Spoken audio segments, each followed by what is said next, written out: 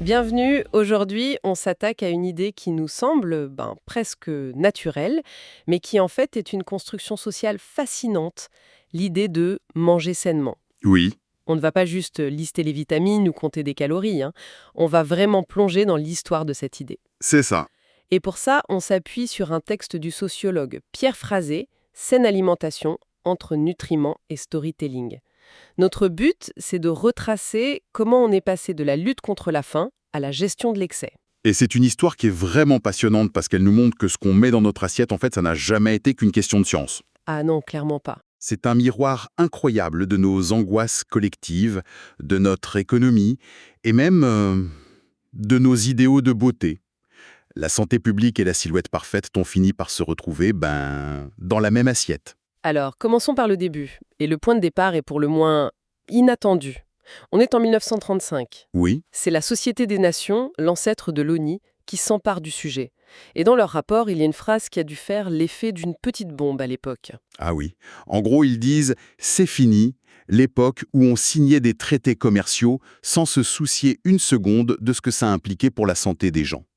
Pour 1935, c'est une prise de position politique extrêmement forte. C'est la toute première fois qu'une grande instance internationale fait ce lien, de manière aussi directe, entre l'économie mondiale et ce qu'il y a dans l'assiette du citoyen. D'accord. Et ce qui est intéressant, c'est qu'ils posent tout de suite les bases du combat. Ils définissent deux camps. Ah oui. D'un côté, ce qu'ils appellent les aliments protecteurs, donc riches en minéraux et vitamines, et ce qu'ils nomment les bonnes protéines. D'accord. Et de l'autre, les aliments denses en énergie, qu'ils accusent déjà d'être responsables des carences des régimes de l'époque. Le décor est planté, quoi. Et c'est là que ça devient complètement fou quand on regarde avec nos yeux d'aujourd'hui. La liste des super aliments protecteurs de l'époque, c'est à peine croyable. Alors dis-nous, Le rapport cite en premier lieu le lait et les produits laitiers, y compris le beurre, le beurre. les œufs et les viandes rouges. Et ça va même plus loin. En 1938, en s'appuyant sur ce rapport, les recommandations officielles britanniques, c'était de boire 80% plus de lait, 80%. manger 55% plus d'œufs et consommer 40% plus de beurre et de viande. N'importe quel nutritionniste aujourd'hui ferait une syncope en lisant ça. C'est ça. Mais ce qui est vertigineux, c'est que les deux approches, celle de 1938 et celle d'aujourd'hui, se basaient sur la science de leur époque. Ça nous force à nous demander quelles certitudes qu'on a aujourd'hui paraîtront aussi choquantes dans 80 ans. Oui, tout à fait. À l'époque, l'ennemi absolu, c'était la carence, la malnutrition, le rachitisme. L'objectif, c'était de fortifier les populations, à tout prix. Exactement. Ça montre bien que la science de la nutrition n'est pas un bloc de marbre, mais plutôt une sculpture qui change tout le temps, façonnée par les angoisses de chaque époque. Hier, la peur du manque. Et aujourd'hui, la peur de l'excès. C'est ça. Et la Seconde Guerre mondiale va pousser cette logique de fortification à son maximum. Aux États-Unis et au Canada, on voit apparaître les tout premiers guides alimentaires entre 1942 et 1943. D'accord, en pleine guerre. Le but est simple, hein, guider la population à travers le rationnement pour rester fort. Le slogan américain, c'était cuisiner et manger pour la victoire. L'austérité dans l'assiette, c'était une vertu patriotique. Mais il y a un glissement qui se produit très tôt et qui est lourd de sens. Au Canada, dès 1944, le guide alimentaire introduit une nouvelle justification pour bien manger. Il s'agit plus seulement d'éviter les maladies de carence. Non. Il s'agit aussi de viser, et je cite, l'obtention d'une silhouette tout à fait acceptable. Voilà. Et ça peut paraître anodin, mais c'est un tournant fondamental. C'est un changement de logiciel complet. On quitte le domaine de la santé interne, invisible, pour entrer dans celui de l'apparence externe, visible et socialement jugée. C'est l'acte de naissance de la normalisation du corps par l'alimentation. Ah oui, Manger sainement, c'est plus seulement une question de survie ou de force, ça devient un outil pour sculpter son corps afin qu'il corresponde à un idéal social. La nourriture devient un instrument de conformité esthétique. On a donc cette base, survivre aux carences et commencer à sculpter son corps. Mais après la guerre, le monde change. On entre dans l'abondance, les supermarchés. Comment les conseils évoluent face à ça? Le changement est d'abord sémantique, mais très révélateur. En 1961, au Canada, les règles alimentaires deviennent le guide alimentaire. on passe de règle à guide. Exactement. On abandonne le mot règle, qui est directif, autoritaire, pour guide, qui suggère, qui accompagne. C'est logique. Avec la chaîne du froid, les transports, On a soudain accès à une variété d'aliments inimaginables, en toute saison. Le problème n'est plus la pénurie, c'est l'abondance. On ne peut plus imposer des règles strictes, il faut aider le consommateur à naviguer dans ce qui devient une sorte de jungle alimentaire. Une jungle, c'est le mot. On a cette explosion de choix. Mais à quel moment est-ce que cette célébration de l'abondance a basculé vers une forme de méfiance, voire de peur? Quand est-ce qu'on a commencé à voir le supermarché comme un champ de mine? Alors, ce basculement, il a une date et un nom très précis. 1977. C'est la publication du rapport du sénateur américain George McGovern, Dietary Goals for the United States. Et là, le ton change radicalement. Ah oui, Dans sa préface, McGovern dit en substance que le public américain est complètement perdu et que le gouvernement a le devoir de fixer des objectifs alimentaires clairs pour toute la nation. des objectifs. Le mot est fort. On ne guide plus, on fixe des cibles. Ce n'est plus une suggestion amicale, c'est une stratégie nationale. Quel a été l'impact concret de ce rapport? L'impact a été triple et il a défini notre vision de la nutrition pour les 40 années suivantes. Premièrement, et c'est une première mondiale, le régime alimentaire américain standard est officiellement qualifié de facteur de risque. Ah, quand même. Le message est brutal. Votre façon de manger est en train de vous tuer. On ne parle plus de combler des manques, mais de réduire un danger.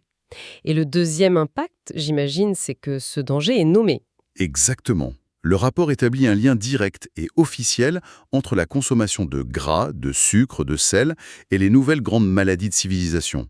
Problèmes cardiovasculaires, certains cancers, obésité. Et les chiffres cités pour appuyer ça sont terrifiants. Aux États-Unis, la part des décès liés à une crise cardiaque était d'un tiers en 1949. Oui. Et en 1975, c'est 6 sur 10. La consommation de soda, elle, a simplement doublé depuis 1960. C'est fou. Et donc, troisième impact, c'est la conclusion choc du rapport. 6 des 10 principales causes de mortalité en Amérique pourraient être liées à ce nouveau régime alimentaire. Face à ça, le gouvernement peut plus se contenter de guider, il doit intervenir. Il doit intervenir. Il s'agit plus de dire manger un peu de tout, mais de déclarer la guerre à certains nutriments. Et cette guerre, elle est très concrète. Le rapport McGovern liste 6 objectifs clairs. Augmenter les glucides complexes, mais surtout réduire drastiquement les gras, le cholestérol, le sucre et le sel. C'est ça. Et pour y arriver, il propose 7 moyens comme manger beaucoup plus de fruits et légumes, moins de viande rouge, choisir du lait écrémé.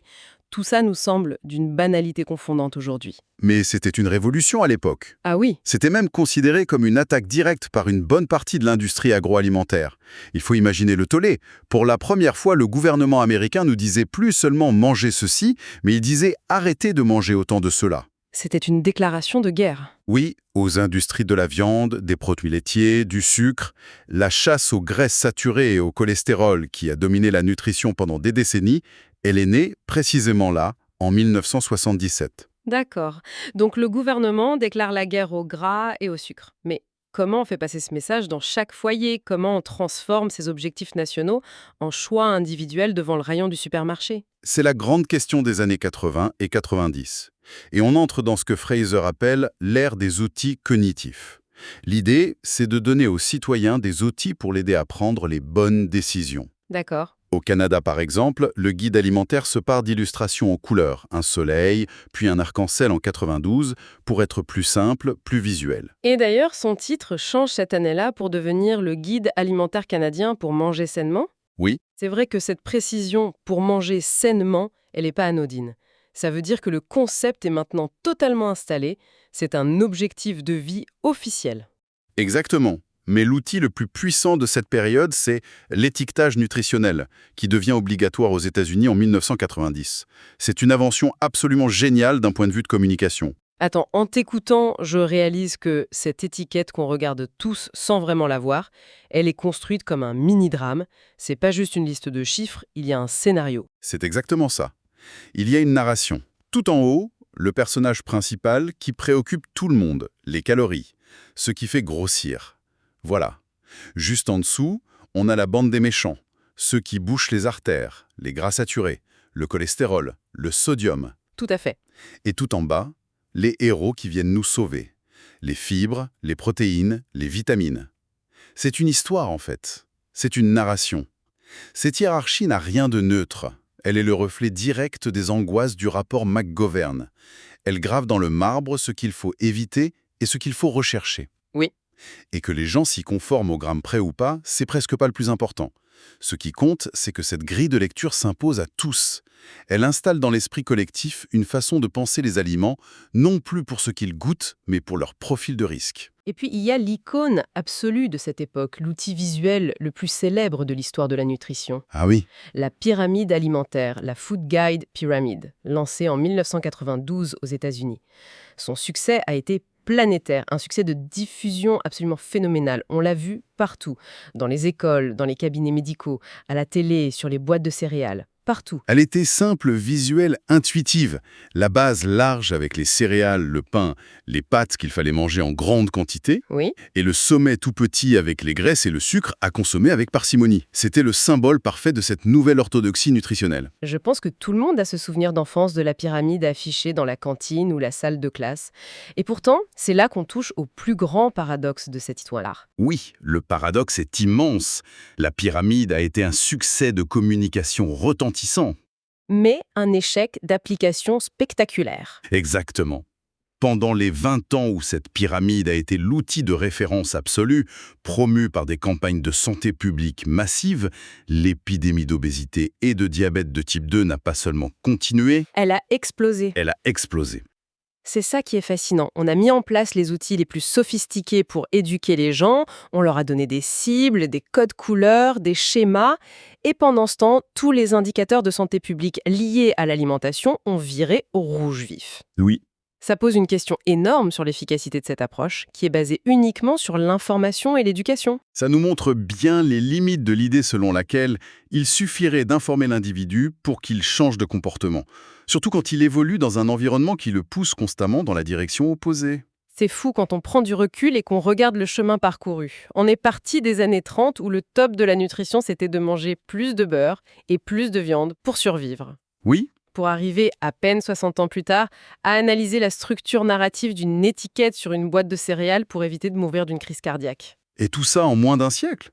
C'est bien la preuve, comme le montre Pierre Fraser, que manger sainement, c'est tout sauf une vérité scientifique immuable. Non, c'est une histoire. C'est une histoire que notre société se raconte à elle-même, une construction politique et sociale qui change à chaque chapitre, en fonction de ses peurs, de ses priorités. C'est ça. Tous ces guides, ces pyramides, ces étiquettes, c'est la matérialisation d'une volonté politique. Encourager des comportements préventifs, mais en reposant toute la charge sur les épaules de l'individu, sur sa volonté. Sur sa volonté et sa capacité à faire le bon choix. Ce qui nous laisse avec la question finale, la pincée qui reste en suspens à la fin de cette analyse. Si des décennies de guides, de pyramides et d'étiquettes de plus en plus sophistiquées, tous fondés sur l'éducation et la responsabilité individuelle, ont échoué à inverser les grandes tendances de l'obésité et des maladies chroniques, Oui. alors quelle est la pièce manquante du puzzle? Est-ce que l'information et la volonté d'un individu peuvent réellement suffire face à un système agroalimentaire global dont les objectifs, eux, ne sont peut-être fondamentalement pas les mêmes que ceux de la santé publique?